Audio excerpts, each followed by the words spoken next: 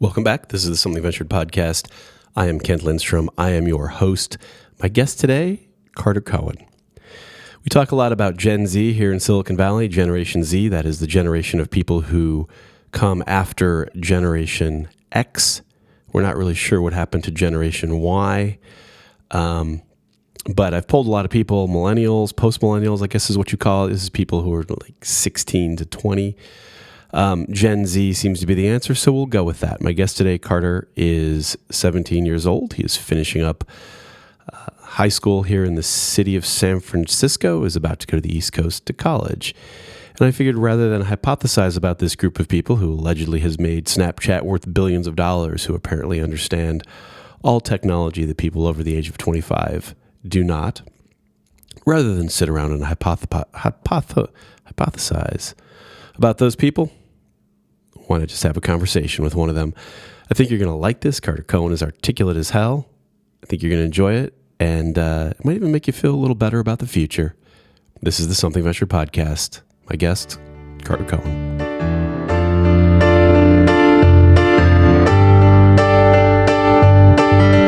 Welcome back. This is the Something Ventured podcast. I am Kent Lindstrom. I'm your host. My guest today is Carter Cohen. How are you doing? I'm doing great. Having a great break. Well, thank you so much for coming in. The reason you're having a break is because you're in high school and you were going to Georgetown, right? Yeah, most likely, yeah. Well, congratulations on getting in any case. What do you think? You didn't get to vote this year, right? No, I didn't. I missed it by 4 months. Oh, man. So what did you and your people think about the election? Because Georgetown's in the middle of Washington, D.C., right? So it's going to be a Trump administration D.C. that you'll be, if you went there, you'd be in. Yeah, no matter what, I'd be seeing a lot of politic life. Yeah. So seeing Trump or Hillary, either way, I'd be getting a full dose of that. Exactly. What were you involved in the election at all, or not yet? Wait till next year. Yeah, I actually volunteered once for Hillary at the SF Pride. There was like a little booth, and I just went there for a couple hours, handed out stickers, tried to get people involved. Oh, wow. That's 10 times more than anyone else many people have done. That's fantastic. People who can vote have done. So I did a little bit of my fair share, even though I couldn't vote. And, there's people in my school. Some of them could vote in my grade, actually, because they made the cutoff. And so I talked to them, not really like persuade them or anything, but just say, oh, you should probably think about voting, It's a great way to get out there and be part of the civil life. Yeah. It's funny in California, too, because there's propositions. So the California ballot was something like 5 pages of like water bonds and things like that. It was pretty crazy. But I thought I'd talk to you. So it's some ridiculous labels, but you're what people call a post-millennial or a Generation Z. Does anybody even say that? Like, is that even a thing? I was actually talking to a couple of people who are a couple of years older than me about a week ago, and they said, is there anything after like Gen X and millennials? Oh, yeah. And I was just like, I don't know what you'd call me technically then, but I guess it's Gen Z. I did not know that. It's Gen Z or it's post-millennial. It's kind of ridiculous. Yeah, I mean. It all comes from somebody in the 80s. There was a book, I think, that started calling it Gen X. And I forget why they called it Gen X, but it was like after the baby boomers. There'd been the war, then all the babies, and then their kids were Gen X. And it was like MTV, when that was a big thing, like music television. And then I guess people just kept going with the Y and the Z, and then the millennial thing came along. So it's kind of forked into 2 things, millennial, post-millennial, and then Y and Z. Yeah, they're going to have to make it a little bit more clear soon because they're running out of letters. Going back to A doesn't seem like a very good, solution. So what was your first experience with like technology and computer? Like what was the first thing you started using? The first like piece of technology I started using was probably like, this is way back, my Game Boy. Yeah. Oh wow. Oh, yeah, which was when I was like 7 or 8. And it was the Game Boy Advance that flip open, and I'd spent hours on that, turning it on, turning it off again. I'd get frustrated when the power was out and I couldn't find the charger. And I think that was like the early struggle of like getting enough electricity to power the devices that I use. Right. Later on, it become much more dire, but that was my first experience. And then eventually I got, I think, a Wii. My 10th birthday, or when I was 10 years old around Christmas. And from that, I got my first phone, which was, it wasn't a flip phone, but it was a slide up phone. Oh, yeah. It had like 3 buttons on the front, and then you'd slide it up and it'd have the keypad. I had that for a good year or 2 years, and then I progressively moved on until like at 14, I had the iPhone. Right. Or an Android, actually. Right. An S4, which was a lot of fun because of the infrared scanner. What can you do with the infrared?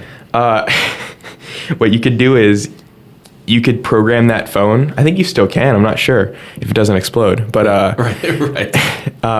you can program it to any TV you want, and you can control it off and on again. And so, whatever brand it is, like Samsung, any brand, whatever the phone is, or whatever the TV is, you can press a button and it'll turn that TV off. Oh, that's so. I was a little mischievous, and I'd walk by bars during football games. Oh, man. And I'd turn the TV off. Wow. And a couple of people were not too happy. So I imagine. Wow, that's a great use of technology. Yeah, it was my youth chaos phase. So well, that's all you do. I think you're going to be okay. What kind of games are you playing? Like the Wii and the Game Boy? Like what kinds of? Back then, I had an Avatar: The Last Airbender game that was big, and the Sonic the Hedgehog game, because they still pump those out, I'm pretty sure. Right. And I had a Sonic and Mario, and also had to have Super Smash Bros. Of course. But that was definitely a great phase where I was using technology a lot. Right. Actually, back when I was 4 or 5, my dad got me these joysticks. Mm-hmm. And it was literally a joystick, and it was like themed. So one of them was Spider-Man themed. Oh, wow. And another was Hulk themed. And you could play that one game. Yeah. So it was like a Spider-Man game. And that was actually the first experience I had. And that's when it had the 3 cable inputs to the TV, the red, yellow, white ones. Yeah. And that was actually my first experience with a game and technology, probably. So... Yeah, it's like back in the day when video games first came out with TVs, you'd like wire them into the TV. Like there were little leads, and you would hook these things in and play Pong or something ridiculous like that. And you were using, those are kind of early phones. Like that's when phones were kind of fun, when they would flip open, or they would slide up, like they would physically do something. And now they're all just bricks. That's just all, exactly. It's great, but it was fun when you could like flip open the phone. Yeah, it was. My friend, I remember in 5th grade, I had my little slide phone, and I thought it was super cool. And then my friend got like the newest phone on the market from AT&T, which was, I distinctly remember it. It could slide both ways. Whoa! So it had the keyboard that you could slide one way, like vertically, and then it had, the dial pad that you can do it horizontally. Wow. So I remember everybody at school was like, "Oh my god, that's amazing." It can go both ways. That's so funny. Yeah, there was a whole period of like technology just goes through these periods where everyone's like, oh, the phones are all going to slide. And then there was like a stylus period where everyone was going to have a stylus. Yeah. It pretty quickly seemed like everyone would just lose the stylus as their styli all the time. So that didn't work. And so now we have these sort of solid state bricks everywhere. Yeah, simplified, easy to carry, So did you ever go through a phase of like just reading a lot, like just plain old books, or was that like, there's no time for that because I'm playing the hedgehog and the... I did in my childhood. There was a period where there was like 2 periods. One was when I was like 13-ish, and I took on Shogun by... Good Lord. Yeah. Wow. I'm still on like page 1100 and I'm trying to keep going as well. Yeah. That was one phase itself because it was just so long. Right. And what brought that on? Just like my mom's boyfriend at the time, he got the book for me because I was really interested in Japanese culture, and that was just like an awesome way to learn more about samurai culture, the feudal system in Japan, and that was really fun to read. And I should probably finish it off soon. I'm almost there. And then my first phase was actually, you can split it up into 2. Back in lower school, since I go to a French school, every month, like, there would be these books that come in from France, like picture books, sometimes reading books, simplified for like 8, 9-year-olds. And they'd sell these books every month, and you'd have to order them from like Okapi or whatever it was. And you'd get them every month, and you'd read them. And my mom subscribed me to it, and every month I'd get these books. And so that was sort of like a forced French reading in some sorts. But I sort of enjoyed some of them. Right. Interesting stories and, morals and, philosophy coming from it, because all French people have to be philosophical. Yeah, we should make people... So you've learned a lot of languages at your school, right? How many languages do you speak? I speak 2 fluently, and then one other, which is Italian, basically semi-fluently. And then I'm learning Japanese. Oh, that's cool. Out of school, which is really fun. Yeah. Because I just love Japan. But that's another story. Have you been to Japan? I have. I've been twice. It's pretty cool, right? It's insane. I'd never been until recent. Well, you've traveled a bunch of places. So you go to like Europe, you're like, oh, this is cool. This is really different. And then you go to Japan, you're like, oh, no, this is really different. Like, this is just the future, the past. I don't know what's going on. Like, there's all these people, and there's electronics, and it's beautiful. It's crazy. It's pretty cool. Yeah, no, it's incredible, the innovation there. I mean, when I tell my friends that, like, oh, if you get to travel somewhere, go to Japan, I mean it so much. I mean, I don't know if there's anywhere else in the world where you can rent a hotel room for $10 and it'll be the size of your body. Right. It's like a little slide in and you stay there. I mean, just the stuff that's there, boggles crazy, me. Like things that I don't know why they're not here, because they're companies like Coca-Cola, but you can order like from a vending machine a can of like hot beverage. Yeah, I've gotten hot soup from a vending machine when I was at a train station. Yeah. And it was better than some soups I've had in America at restaurants. Or with your phone, you can walk up to a vending machine and type something in or do something, and like out comes the thing from the vending machine. Yeah, no, it's insane. I really don't understand how there's such a like gap when the countries are so interconnected. There's huge markets. They're part of the triad, globalization and all that. Shout out to our geography teacher. Right. But it is sort of surprising how, like, for example, in the Tokyo area, there's the Suica card, and you can use it on vending machines. You can use it in some stores. Yeah. You can use it for the metro, obviously. Yeah. And then when you come to, San Francisco, which is even ahead of New York with the MTA card, the Clipper card can be used for the ferry, the subway and the bus, and that's about it. Right. Yeah, that's right. They've got the card called Suica in Tokyo. Or probably everywhere, I guess. And it just works. Yeah, it just works wherever you go. It's like wherever you are in the country, use that and you're good to go. Really and here it's like all divided, it's sort of dysfunctional in a way. What's the, just to not to get too distracted, but what's the plan with all the languages? Like, is it going to take you to something like, or just like, no, it's just good to know a bunch of languages? I used to wonder why my parents sent me to a bilingual school, and I'm so glad they did. Yeah, I loved it. I love it there. Yeah. But if I had to take one thing with me from, learning all these languages, would just be like the ability to travel freely into more areas and just be comfortable. Yeah. All France and all the former French colonies, you can get through there. Yeah. Same with Italy, even though they didn't have as many colonies. Right.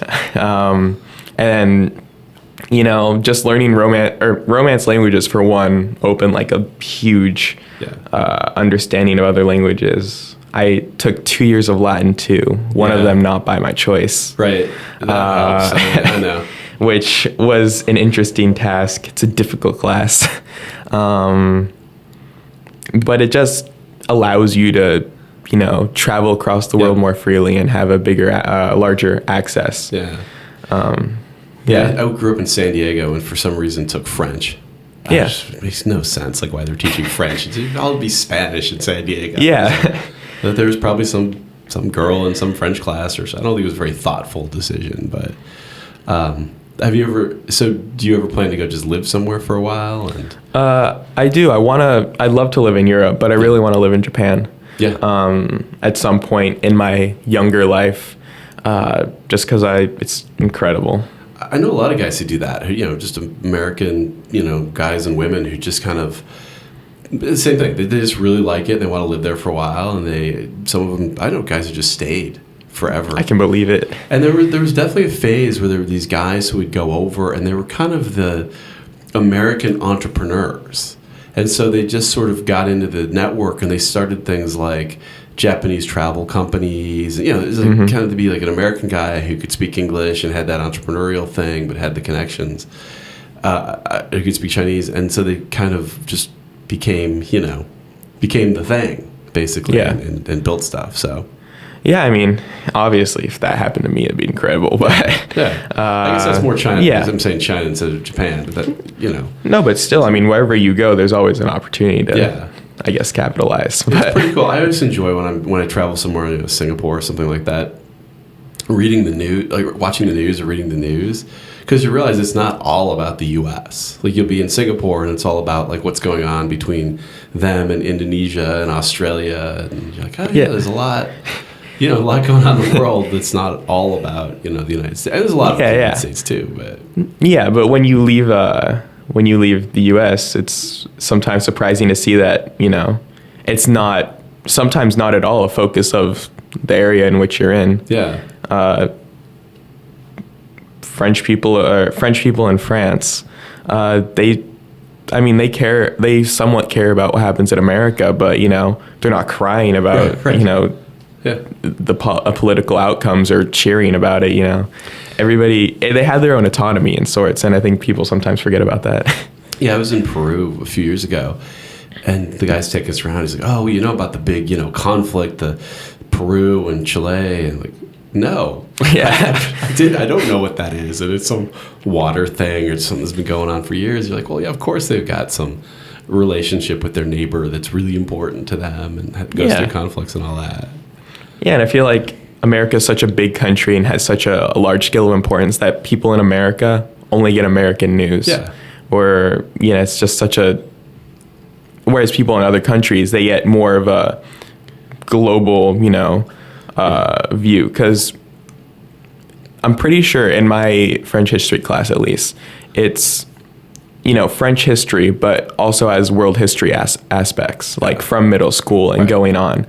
Where I feel like in America, you'll learn U.S. history all the way through. Right. It's the kind of thing. I know they offer world history and all that, but I feel like the atmosphere is that more gravitated towards U.S.-centered things. Yeah, you even see it if you're just watching the CNN International weather, where they're like, here's the weather across Europe, here's what's going on in India, Australia's got a storm. It's just like the whole globe. It's not like in San Francisco, and up in Marin, down the South Bay. Yeah. I completely get that. Yeah. So what? So you're okay. So you've read books. What about like radio or TV? Like were those like when I was growing up, we listened to like radio was a big thing, like music, and TV became big later with things like Seinfeld and Cheers. Mm-hmm. Like, did you go through that phase too, or was it kind of post? I feel like I kind of missed you're at home and you choose to listen to radio. I think radio for a big part was in the car, on road trips or, just driving to school.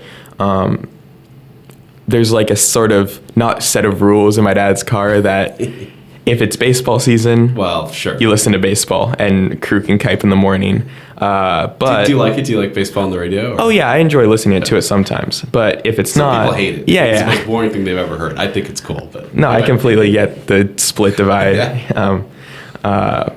So my dad always listens to that if it's baseball season. But if it's not, like right now, I sort of get the choice to put on whatever I want. Yeah. So sometimes I'll like go to school listening to AM radio and listening to talk shows. Right. But sometimes I'll just listen to music and 99.7 Fernando and Greg. I enjoy listening to Ginger and all that. Right. Wow. Okay. So that's old school.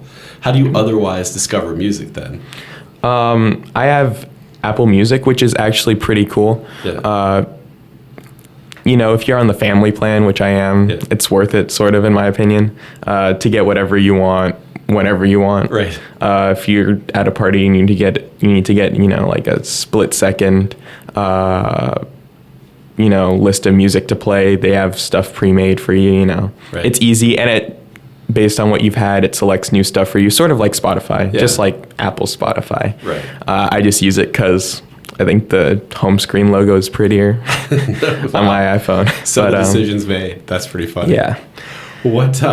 So what about, and then TV? We'll get to all the new apps. So what about TV? Did you watch any TV shows like? Yeah. In my childhood, SpongeBob was obviously huge. Timmy Turner, Jimmy Neutron, all the Fairly Odd Parents is what it is. Right.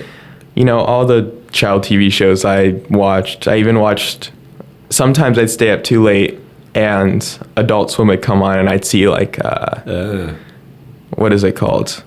Robot Chicken. Oh, yeah. Which I didn't really get at the time because I wasn't used to like that sort of animation or claymation. Yeah. And so I thought it was really weird and strange. But that was pretty fun to watch now that I think about it. And besides that, that was pretty much it for my childhood. Right. Later on, like today I watched Brooklyn Nine-Nine and a couple, shows, but I'm not too huge on TV. So now how do you watch like Brooklyn Nine-Nine? Or like what do you watch? Like how do you do like? Yeah. Right now I like have Comcast, but I barely use it enough for what it's worth. Right. I watch Brooklyn Nine-Nine, I watch like Designated Survivor.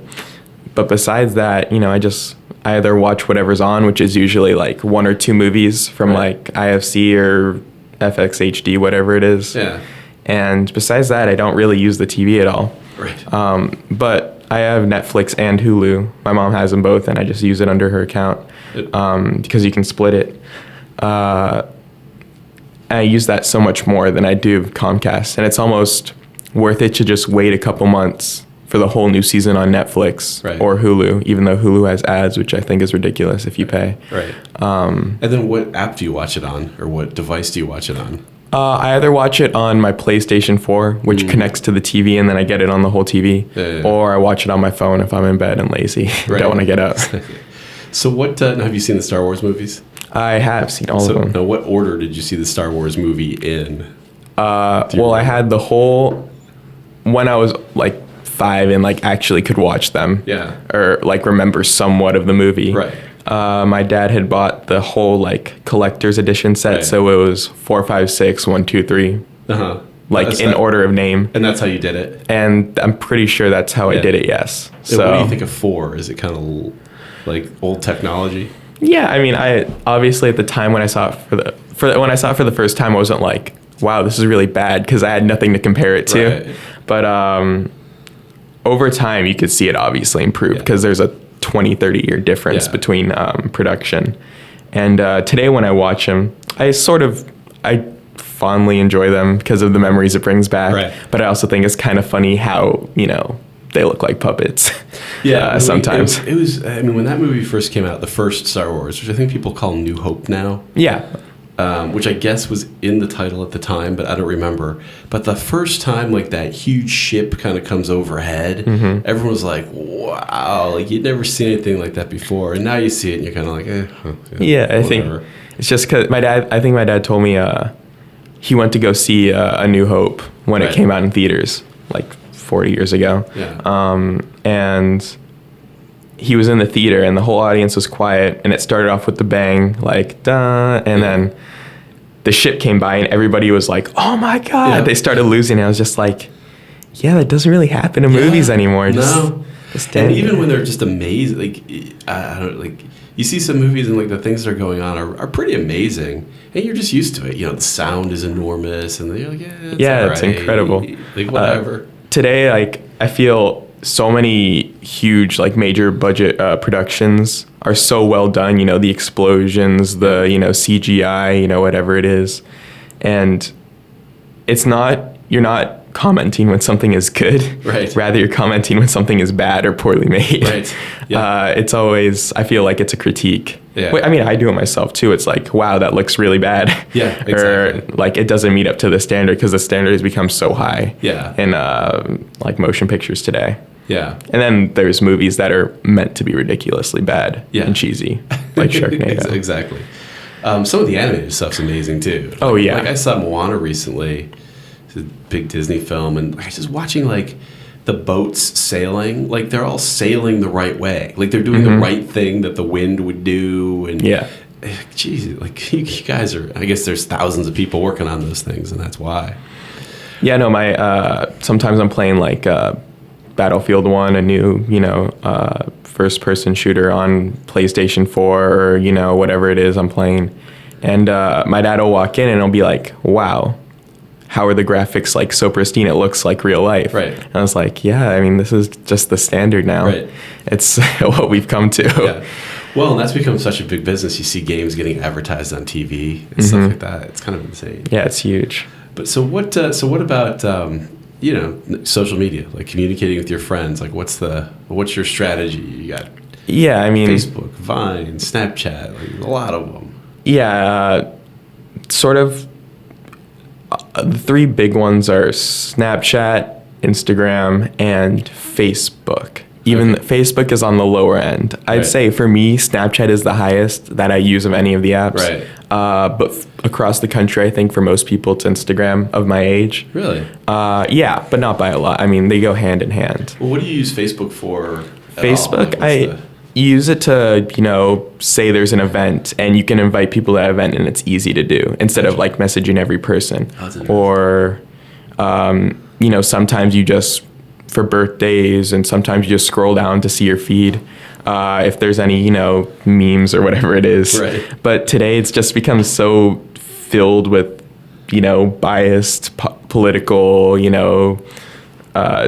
activism that it's sort of difficult to go through your feed without being irritated by 8 posts in a row, thrashing, political opponents, or going down the list and seeing, I mean, it's great, share your opinion. I think it's awesome to like exercise the First Amendment, but I mean, it just gets kind of boring when you're trying to more fun to share it than to consume it sometimes. Yeah, it's definitely not as fun to read about political insight when you're just trying to relax and see what people are up to. Right.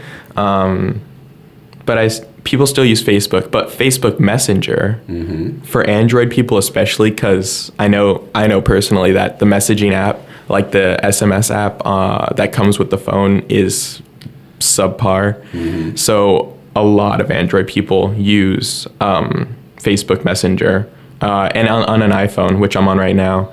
I use Messenger because it's just easier. Right. I use texting and Messenger just because it's so easy to make group chats. Group chats are a huge thing these days. I have one for my science classes. I have one for my history class. I have one for my English class. Now, do you ever screw up the group chats? Like, is there like the risk of like you put the wrong thing in the wrong group? There definitely is. People have played themselves on many occasions, and they'll think they're in like a 4-person group chat when really they're in a 30, and it doesn't go too well sometimes. But yeah, that's the new version. It used to be reply all. Like you reply to somebody and I hate that guy, and then it would go to your whole company kind of thing. Yeah, I get that. It's so easy to do now. Because I guess it's really easy to do a difference between reply and reply all, but I mean, this you barely even notice because you'll have like 7 chats open, and if you misclick one of those, it goes to the completely wrong group. Besides Facebook Messenger, though, Snapchat's huge, just sending photos with text. Right. It began like 5 years ago pretty malicious because obviously a photo that goes away has malicious purposes or whatever. But like a year later, when Snapchat stories came out, when you could post something for 24 hours and it was viewable to everybody, and they came out with filters, it just became huge. Yeah. Like huge, and just everybody used it. It was the filters and the like. What do you think made it switch? Because when it first came out, like people who didn't use it were like, oh, it's for posting like bad stuff because it disappears. Yeah. But it seems like the disappearing was just more like, no, we're just communicating. Like phone calls disappear. Yeah. Like you're just not trying to save every photo forever. Yeah, exactly. And I think that's what became unique of it. It was like a way to share a visual image or representation of what you were doing or yourself. And then you don't have to deal with the clutter. You see what's going on and you're done with it. Like, hey, what's up? Oh, I'm doing this. And then you move on. Or, you take a photo of the mountain, you take a photo of yourself on the mountain, and you can say, oh, yeah, I'm skiing right now. and it's just become, it's sort of a different form of communication than texting, because texting involves like usually a dialogue, right. where you're like, hey, what's up? Oh, I'm good. How are you doing? Continue on. And it's like immediate replies, usually like back to back. But Snapchat's usually like, once every couple minutes, you'll open your phone, you'll see you got a Snapchat, you'll reply, and usually send, a funny quote in it, or you'll try to make it. Usually, sometimes you'll make an effort, sometimes you won't. Right. And it usually has a different value than messages. Where are the groups? Is that on Facebook Messenger? Or Yeah, that's Facebook Messenger. But now, since Facebook owns Instagram, a lot of Facebook's features have gone into Instagram. And because my dad told me it was called fast following, a lot of Snapchat's features have gone into Instagram just to replicate. Instagram sort of killed Vine by putting in the video, Yep. and it literally killed Vine. Vine is not a company anymore. Right. Right.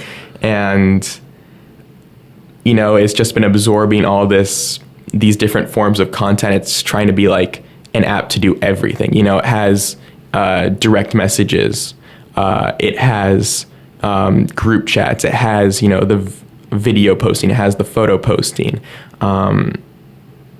It has like profiles, and, you can describe yourself. You have lines to put links to your websites. It's sort of become like part of Facebook, part of Snapchat, part of Vine, Right. like in trying to suck up everything. And, I think that's great for them, what they're doing. But I find it's just, you've used a system for so long, like Snapchat, Mm-hmm. and I love Snapchat. And when, someone tries to recreate it, it's like, yeah, it's all in one place, but Right. I already use this, and it's just sort of redundant to use two of the same things. And especially when everybody is already on Snapchat, not everybody's going to make the effort to get on Instagram stories. And there's no groups on Snapchat, is there? Are there? There can be, yeah. It was an update like a couple months ago, maybe a year ago, where you can have a group chat and you can share posts and texts. So you can text on Instagram, Right.